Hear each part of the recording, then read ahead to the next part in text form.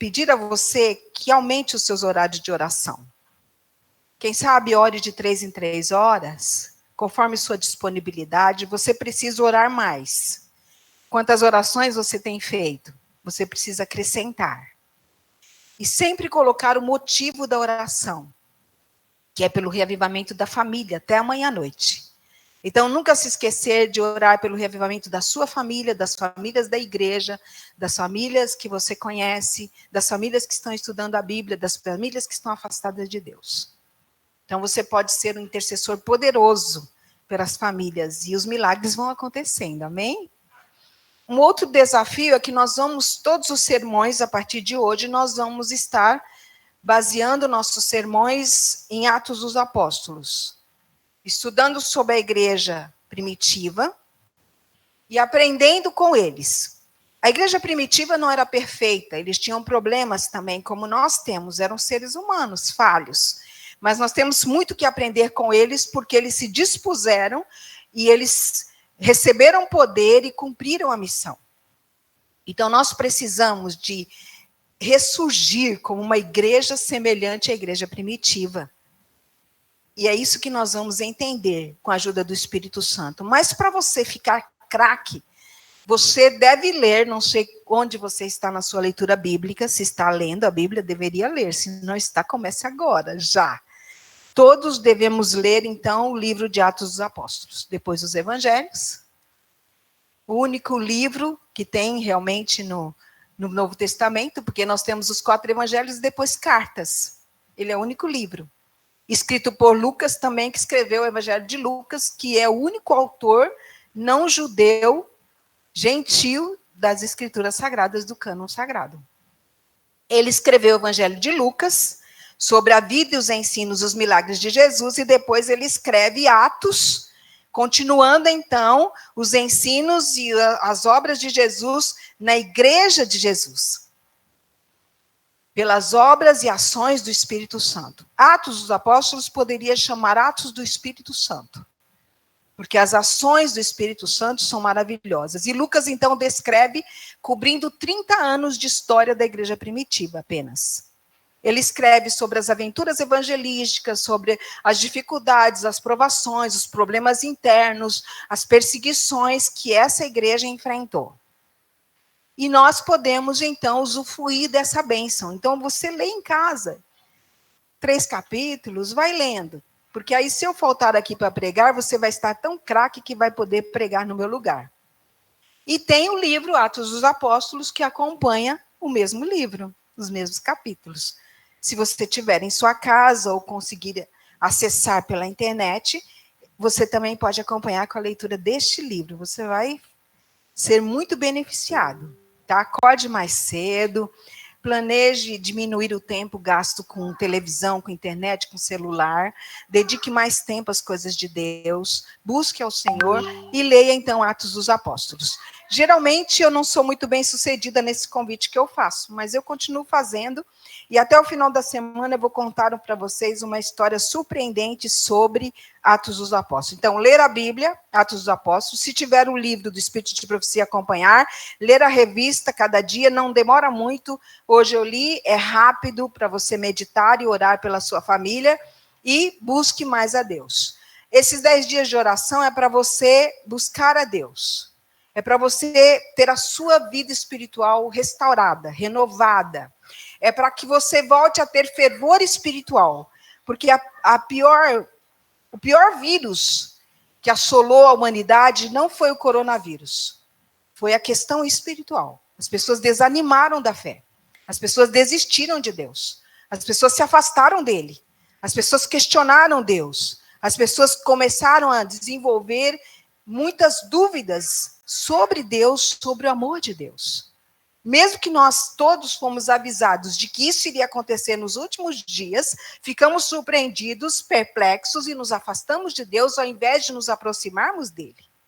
Então, esses 10 dias, Deus tem um projeto, um plano de que você participe desse renascer, desse ressurgir, dessa nova experiência espiritual para o ano de 2021. Amém? E você tem que buscar isso. Isso não está aqui, a programação da igreja é uma apoteose, tá? Mas onde você estiver, estará acontecendo os 10 dias de oração. A gente só se reúne aqui para celebrar. Mas o dia você vai passar estudando a Bíblia, orando. Você tem a Bíblia no seu celular. Não pega tempo, quando você estiver na fila, se estiver andando no transporte e puder ler. Todo o tempo que você tiver, se conecte com Deus. Abandone as coisas que te afastam de Deus, as coisas fúteis que não têm nenhum sentido para a sua vida, e se alimente das coisas de Deus. E aí, quando esses 10 dias acabar, você vai notar que diferença sua vida está em relação à experiência com Deus e como você influencia outras pessoas também, tá bom? Então, os 10 dias de oração têm esse objetivo. Nós precisamos, a mais urgente de todas as nossas necessidades é reavivamento e reforma. Precisa haver um reavivamento e uma reforma sob a ministração do Espírito Santo. Então, quem opera o reavivamento e a reforma, quem é? O Espírito Santo. Reavivamento e reforma são duas coisas diversas. Reavivamento significa renovação da vida espiritual, um avivamento das faculdades da mente e do coração, uma ressurreição da morte espiritual. É isso que o coronavírus nos trouxe para a crise espiritual e nós precisamos de ser reavivados agora em nome de Jesus. Reforma significa uma reorganização, uma mudança nas ideias e teorias, hábitos e práticas. A reforma não trará o bom fruto da justiça a menos que seja ligada com o reavivamento do Espírito. Reavivamento e reforma devem efetuar a obra que lhes é designada e em realizá-la precisam se unir. Então a igreja tem que se unir nesta grande obra de reavivamento e reforma. Então, o nosso tema geral qual é mesmo? Quem sabe ler? Qual é? Fiéis até o fim. Então, Deus está nos convocando para a fidelidade. Nós temos 2 versos para vocês memorizarem, tá? Vocês podem esquecer de tudo, mas não vão se esquecer de São João 17, 18 e Atos 1, 8. A maior parte acho que já conhece esses textos. Então, juntos agora, vamos glorificar a Deus como adoradores, falando esses versos. Você está de máscara, mas pode falar, tá bom? Então, vamos juntos. Assim como tu me enviaste, também eu os enviei ao mundo, mas recebereis poder ao descer sobre vós o Espírito Santo e sereis minhas testemunhas, tanto em Jerusalém como em toda a Judéia, Samaria e até os confins da terra. Então, antes de Deus nos enviar ao mundo, ele nos enviou o Espírito Santo. Amém? Deus nos enviou a Cristo, Cristo nos enviou e nos capacitou com o poder. Se fosse para nós cumprirmos essa missão pela nossa habilidade e capacidade, ninguém conseguiria. Diante do mundo, da situação, da crueldade, da maldade, da imoralidade, da violência, da hipocrisia, do que está acontecendo neste mundo, nenhum de nós seremos capazes de sermos enviados ao mundo desse e cumprirmos a missão. Mas Deus não nos manda para uma missão, para o fracasso, para a derrota. Porque Ele já garantiu que daria o poder para nós vencermos. Então, Deus nunca manda você fazer algo que Ele não te capacite para fazer. Então, confie no chamado de Deus. Nós estamos aqui por um propósito. E Deus está sempre conosco, nos guiando. E hoje nós vamos ser fiéis na promessa. Quantos de vocês já fizeram promessas? Quantos? Todo mundo faz, né? E quantos de nós já fizemos promessas que nunca cumprimos? Para pessoas, para Deus, para o cônjuge, para os filhos, para os pais, para o namorado, para o noivo, para os amigos, no trabalho, para os superiores, na escola, para os professores, não é verdade? Mas nós temos que ser fiéis quando as promessas vêm de Deus. Porque Deus é um Deus fiel. A sua palavra é fiel. As suas promessas, Ele as cumpre todas. E é por isso que as promessas de Deus devem nos motivar a sermos fiéis para Ele. E crermos que Deus cumprirá as suas promessas. E nós vamos, então, entrar no primeiro capítulo de Atos. Se você quiser abrir a sua Bíblia, você que está em casa, por favor, acompanhe. Você que está em casa é convidado a participar do culto fortemente, com todos os momentos que nós temos aqui, de estudo, de oração. Você também que está em casa é convidado a ler o livro de Atos dos Apóstolos, a ler o livro do Espírito de Profecia, a orar mais tempo. Você está participando, mesmo em casa. Atos 1, 1 e 2. Escrevi o primeiro livro, ó Teófilo, relatando todas as coisas que Jesus começou a fazer e a ensinar até o dia em que, depois de haver dado mandamentos por intermédio do Espírito Santo aos apóstolos que escolhera, foi elevado às alturas. Então, Lucas, ele está continuando o evangelho dele. Ele termina o evangelho com a ressurreição de Cristo e a ascensão. Agora ele começa a escrever Atos e ele retoma, então, o que ele encerrou, o seu evangelho, e ele, então, começa a descrever a igreja primitiva e a ação do Espírito Santo dentro dessa igreja. Então, ele retoma, ao iniciar Atos. Ele escreve o segundo livro, né? Ele escreveu o primeiro livro, que é o Evangelho, agora ele está escrevendo o segundo livro, dirigido a Teófilo. Teófilo era um homem culto, é um homem de posses, rico e recém-convertido. Então, Lucas, ele dirige essas epístolas para Teófilo para reafirmar a fé, a sua fé inicial, para que ele não desistisse da sua vida cristã. E ele começa dizendo que este livro que ele escreveu, o primeiro livro, ele começou a descrever o que Jesus ensinava e o que Jesus fazia até que Jesus foi elevado aos céus. Agora, o que ele está dizendo para nós é que aquilo que Jesus, descrito em Lucas, ensinava, fazia, realizava, é repetido também na igreja primitiva. Atos começa a dimensionar a obra de Jesus agora nos seguidores de Jesus. A continuidade da obra de Cristo nos seguidores de Cristo. Então, nós estamos aqui para continuar a obra de Jesus. E você sabe que tem um texto na Bíblia que diz que nós poderíamos, através do poder do Espírito Santo, fazer obras maiores do que as que Jesus fez. Então, aí ele começa dizendo que, por intermédio do Espírito Santo, os apóstolos que ele escolhera, Deus realizaria essa obra. Ali ele está escrevendo a sua epístola. Agora, eu quero voltar à promessa. Qual é a promessa que nós vamos focalizar hoje? Então, essa promessa começa sendo anunciada também por João Batista. Lucas 3,16, o próprio evangelista Lucas relata isso. Disse João a todos, esse é João Batista: eu, na verdade, vos batizo com água, mas vem o que é mais poderoso do que eu, do qual não sou digno de desatar-lhe as correias das sandálias. Ele vos batizará com o Espírito Santo e com fogo. Então, sempre que João pregava ou ensinava, as pessoas o confundiam com o Messias. Ele falava tão perto do Messias, com tanta autoridade, que as pessoas também o confundiam, achavam que ele era o Messias. E ele sempre dizia: eu não sou o Messias.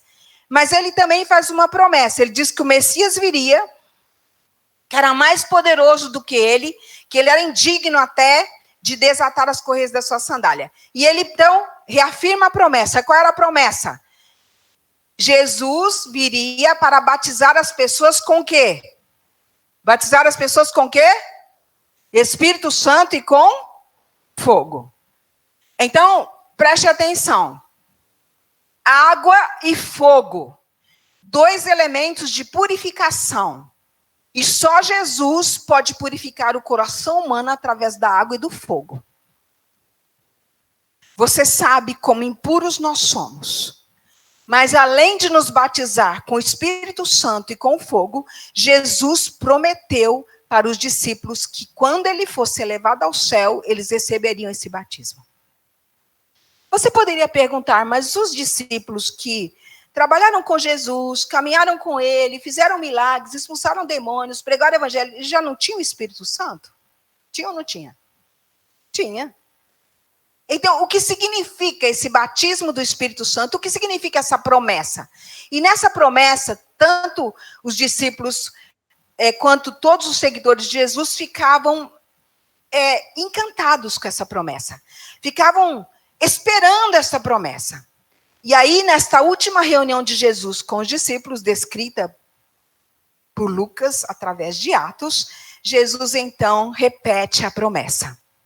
E comendo com eles, então era a última reunião, eles prepararam lá uma comida para se despedir. Essa reunião era uma reunião com Jesus, era o último momento deles, os últimos ensinamentos de Jesus, as últimas instruções. E comendo com eles, determinou-lhes que não se ausentasse de Jerusalém, mas que esperassem a promessa do Pai. Qual era a promessa, igreja? Qual era a promessa? O batismo do quê? Do Espírito Santo e com fogo. Então, qual era a ordem? Eles não poderiam sair de onde? De Jerusalém. Eles tinham que esperar o cumprimento da promessa do Pai, o qual ele disse: de mim ouviste, porque João, na verdade, batizou com água, mas vós sereis batizados com o Espírito Santo, não muito depois desses dias. Então, na reunião de despedida, Jesus renova a promessa e diz que eles teriam condições para receber essa promessa. Jesus, então, reafirma a promessa. Eles já tinham o Espírito Santo, mas com a ausência de Jesus, indo para o céu, eles precisavam de uma dotação especial de poder do Espírito Santo para continuar o ministério e as obras de Cristo, para fazer e cumprir a missão numa situação tão difícil como eles viviam e como nós vivemos hoje. Nós precisamos também de entender. E diante dessa promessa, os discípulos se uniram. Eles foram fiéis a essa promessa, porque eles tinham algumas dificuldades entre eles. Então, os que estavam reunidos lhe perguntaram: Senhor, será este o tempo em que restaures o reino a Israel? Respondeu-lhes: não vos compete conhecer tempos ou épocas que o Pai reservou pela sua exclusiva autoridade, mas recebereis poder ao descer sobre vós o Espírito Santo e sereis minhas testemunhas tanto em Jerusalém como em toda a Judéia, Samaria até os confins da terra. Dita essas palavras, foi Jesus elevado às alturas à vista deles e uma nuvem os cobriu dos seus olhos. Então, eles fazem uma pergunta para Jesus. É agora que o Senhor vai estabelecer o seu reino? Por quê?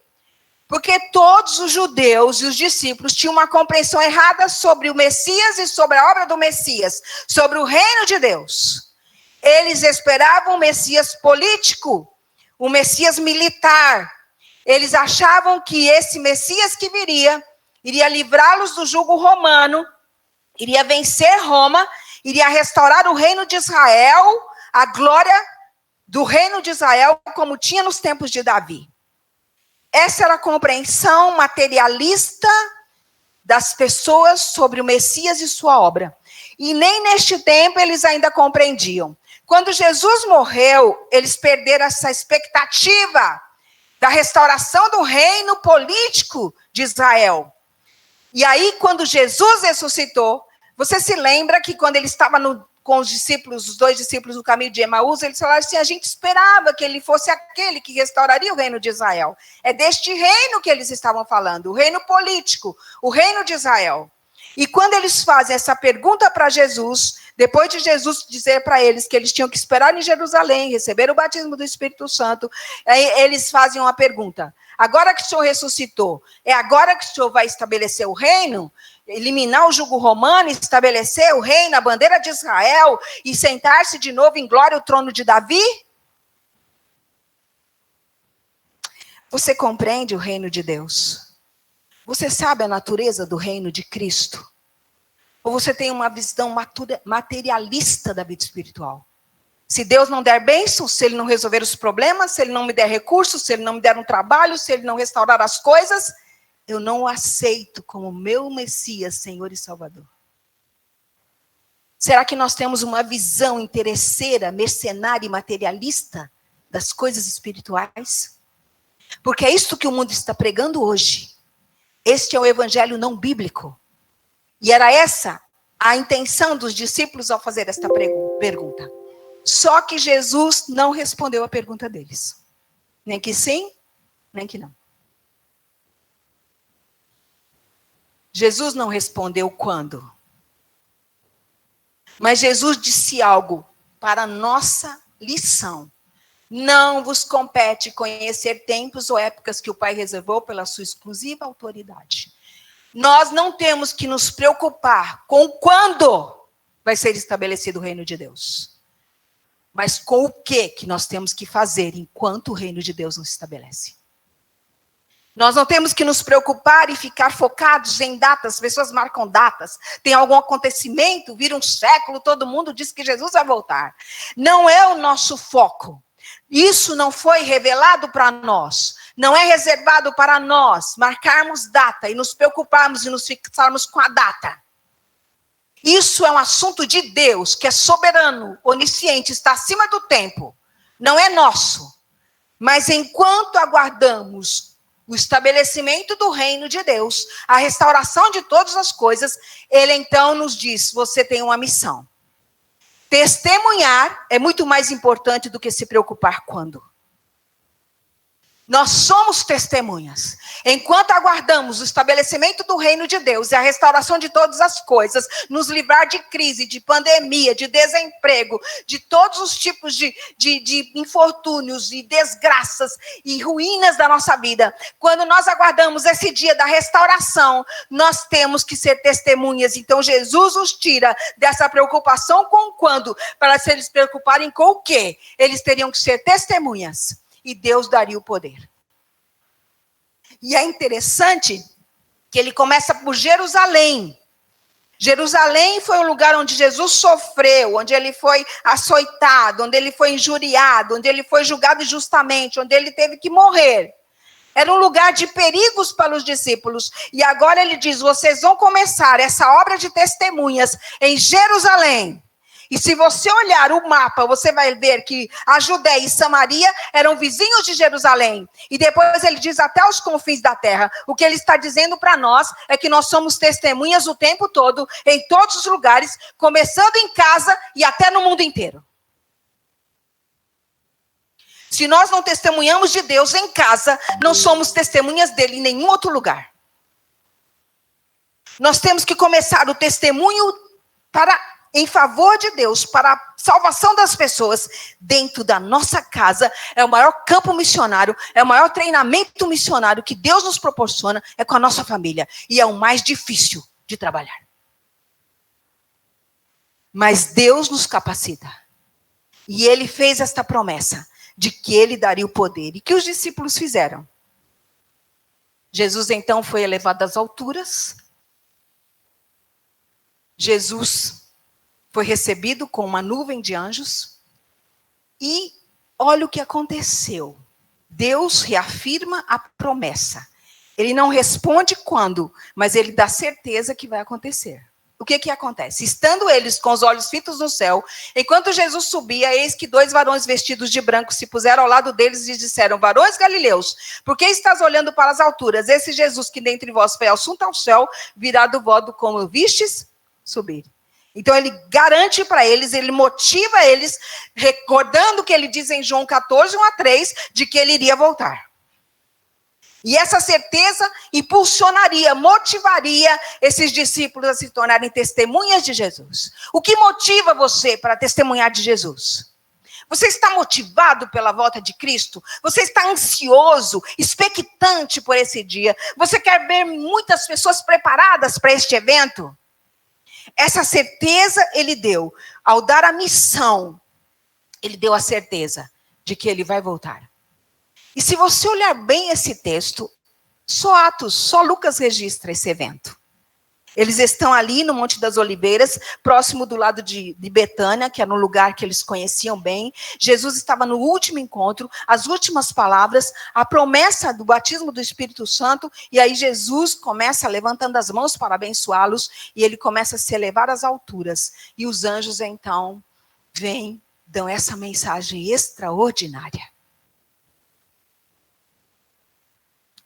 Você sabia que enquanto aguardamos a volta de Cristo neste mundo tão difícil, os anjos do Senhor vêm nos confortar? Amém? Os anjos ministram em nosso favor. Eles trazem conforto e esperança para nós no meio de tanta crise, de tanto desespero, de tanto sofrimento, de tantas perdas, de tanta dor. Os anjos do Senhor vêm nos confortar e renovar em nosso coração a esperança da volta de Cristo.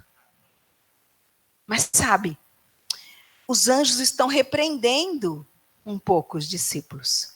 Enquanto eles estão lá pensando, Jesus está indo, nosso amigo, nosso Salvador, o que será de nós? Os anjos repreendem porque eles, olha, vocês têm um serviço para fazer. Vocês têm um trabalho. Por que vocês ainda estão aqui? Vocês deviam estar indo para Jerusalém. O lugar onde a promessa vai se cumprir. Mas sabe, existe uma coisa linda sobre a volta de Jesus. A garantia que nós temos de que Jesus vai voltar é porque ele subiu. Mas de que maneira ele subiu? De forma pessoal. E ele vai voltar de forma pessoal. De forma visível. Apocalipse 1:7 diz que ele vem com as nuvens e todo olho verá. Ele foi recebido por nuvens também.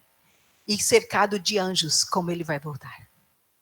Então, quando Jesus ascendeu ao céu, houve uma garantia para nós de que ele vai voltar.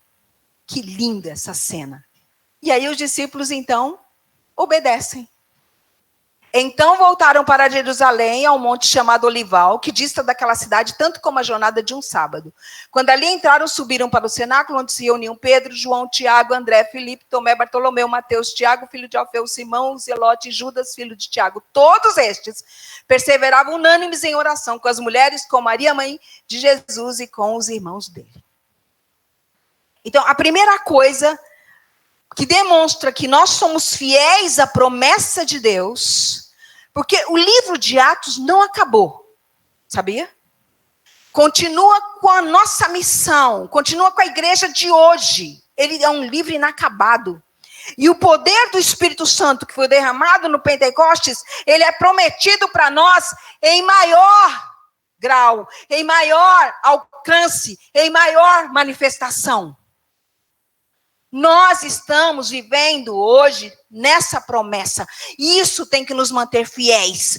Nós temos que buscar fervorosamente a chuva serôdia, o poder do Espírito Santo para esses dias horríveis que estamos vivendo, para relacionamentos difíceis que estamos enfrentando, para as crises que o mundo que tem nos cerca, para a situação e para as pessoas que nós temos que nos relacionar e testemunhar para elas. Nós nunca conseguiremos ser testemunhas sem o poder do Espírito Santo. Mas só que para nós sermos fiéis à promessa, nós temos que obedecer.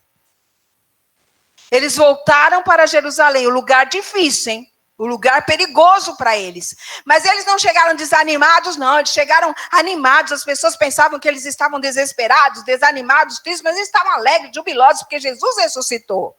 E eles entraram em Jerusalém.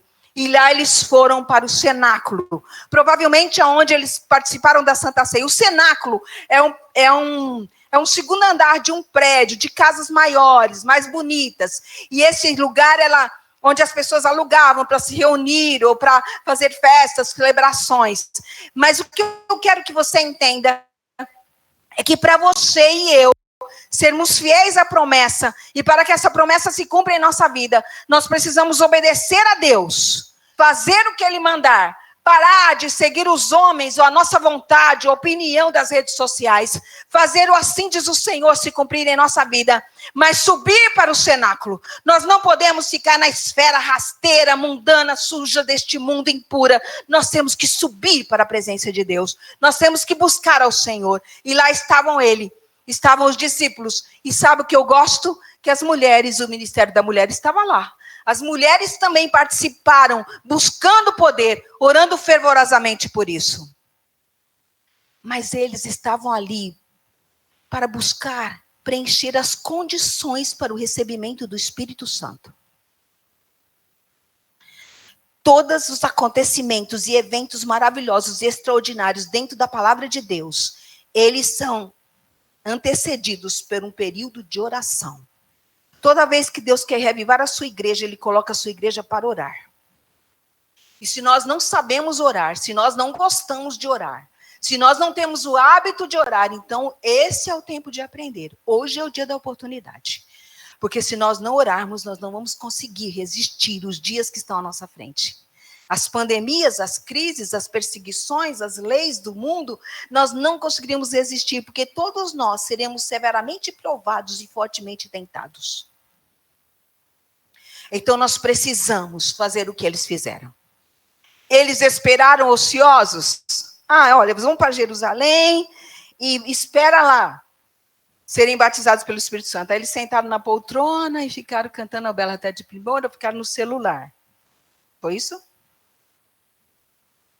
Sabe qual é o problema da igreja? Ociosidade. Nós não estamos envolvidos de coração, corpo e alma com aquilo que Deus propôs para nós. Eles não esperaram ociosos. Eles foram buscar o poder. Eles foram buscar com fervor. Sabe, eles realmente obedeceram a Deus. Então, primeira coisa, você tem que obedecer às ordens de Jesus. Segundo, buscar a Deus em comunhão. Ir para o lugar que Ele determinou. Para estar onde você deve estar. Estar em comunhão com Deus. Eles foram unidos no mesmo propósito e perseveraram em oração. Sabe, estes homens não ficaram em ociosidade. Essa espera foi uma espera obediente, uma espera perseverante, uma espera cheia de expectativa. Eles eram unânimes, eles estavam sintonizados no mesmo canal, no mesmo propósito, no mesmo objetivo, tinham desejo da mesma experiência espiritual, estavam unidos nisso. Não esperaram ociosos, humilharam o coração em verdadeiro arrependimento, e confessaram seus pecados e sua incredulidade. A igreja de hoje é uma igreja incrédula. E nós precisamos confessar os nossos pecados e nossa incredulidade. Oraram com intenso fervor e tiveram uma íntima comunhão cristã. Profundo exame do coração eles fizeram. Sentiram sua necessidade espiritual e clamaram pelo derramamento do Espírito Santo. E pondo de parte todas as divergências que tinha entre eles, todo o desejo de supremacia, uniram-se em íntima comunhão uns com os outros e com Deus. É tempo de humilhação, é tempo de confissão de pecados, é tempo de arrependimento e tempo de oração fervorosa. É isso que a igreja tem que fazer agora, urgentemente. Nós temos que ser sinceros, examinar o nosso coração. Nós temos que vencer todas as divergências que existem entre nós, as paredes e os muros que nos dividem, os preconceitos, as mágoas e ressentimentos que temos no nosso coração. Nós temos que pôr de parte toda essa divergência. Nós temos que parar de competir. Não havia competição mais entre eles. Que diferença, né? Daqueles que entraram ali para a Santa Ceia e queriam saber quem era o maior. Agora não tinha o maior. Agora eles confessaram os pecados uns aos outros, os pecados a Deus. Eles se reconciliaram, se perdoaram, se uniram, eles oravam fervorosamente, eles reclamavam a promessa de Deus, e insistentemente, fervorosamente, eles pediam o batismo do Espírito Santo, o cumprimento da promessa. Irmãos, quando vamos acordar? Quando vamos permitir que Deus nos acorde dessa letargia, dessa indiferença, dessa mornidão? Quando? Nós precisamos parar de brigar na igreja, parar de competir na igreja, parar de criticar e falar mal uns dos outros na igreja. Nós precisamos de parar de brigar em casa, porque as brigas de casa, elas refletem aqui na igreja. A desavença da igreja, a desunião da igreja começa em casa, com o marido e a mulher que brigam. Nós precisamos nos reconciliar com a nossa família, com o esposo, com o cônjuge, seja ele quem for, faça ele o que ele tenha feito. Nós precisamos perdoar as pessoas, nós precisamos nos renovar em Cristo para termos um coração amoroso, perdoador, um coração misericordioso para com as pessoas. Nós precisamos nos unir, olhar os nossos irmãos como Jesus nos vê. Nós precisamos estar unânimes em oração. Unânimes em oração significa que eles não tinham divergência. Estavam unidos no mesmo propósito, no mesmo objetivo, na mesma intenção. Eles estavam unidos para receber o batismo do Espírito Santo. Eram fiéis à promessa. Nós temos que fazer isso, irmãos. Nós temos que nos unir. Nós temos que nos unir. Nós temos que nos unir. Chega de uma igreja divergente, brigante, separada, preconceituosa. Chega de julgarmos as pessoas pela aparência. A aparência não é nada. Nós temos que orar uns pelos outros. Nós temos que amar e aceitar as pessoas.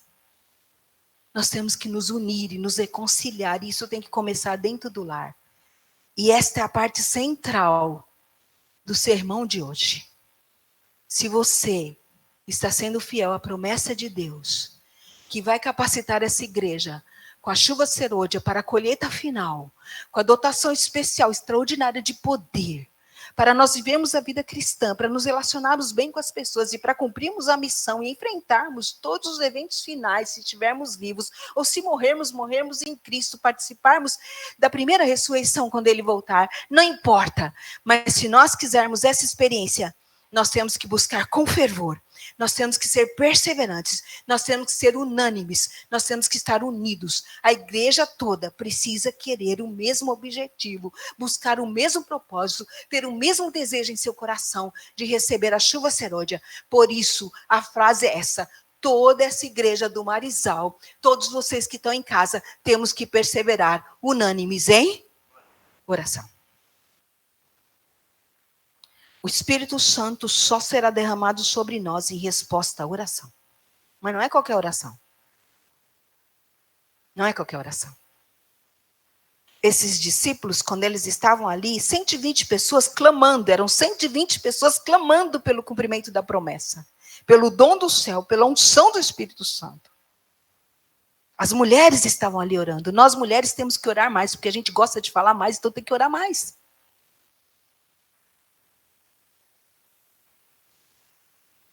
Nós precisamos. Nós temos que tomar uma posição ao lado de Cristo. O pensamento final. Para você sentir um gostinho de Atos dos Apóstolos. Página 37. Os discípulos oraram com intenso fervor para serem habilitados a se aproximar dos homens. E em seu trato diário falar palavras que levassem os pecadores a Cristo. Está vendo?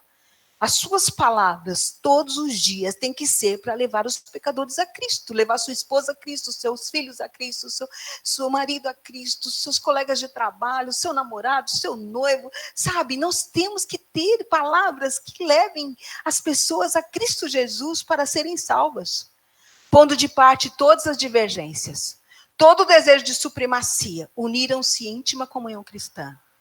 Aproximaram-se mais e mais de Deus, e fazendo isso, sentiram que era um privilégio o ser-lhes dado associar-se tão intimamente com Cristo. É um privilégio nosso podermos ser tão íntimos de Cristo Jesus. Podemos ter uma experiência espiritual renovada. Podemos participar dessa experiência da plenitude de poder, sermos cheios do Espírito Santo. Não é ter o Espírito Santo presente na sua vida, é ter o Espírito Santo como presidente da sua vida. É ser lotado dessa capacitação, é ter uma vida revolucionária, acima das circunstâncias, cumprindo a missão. E sabe, o problema do cristão é que ele está vivendo sem pedir o poder, sem desejar o poder, sem falar do Espírito Santo, sem orar por isso. Por que não oramos por isso? Se essa é a nossa maior e mais urgente das necessidades, o reavivamento que só o Espírito Santo pode fazer em nossa vida, a reforma que só Ele pode nos dar capacidade para fazer, mudanças de hábitos, de estilo de vida mundano para o estilo de vida cristão, como cidadão do reino de Deus. Então, nós precisamos perseverar unânimes em oração. Nós precisamos nos unir. Eu não sei se você está tendo alguma dificuldade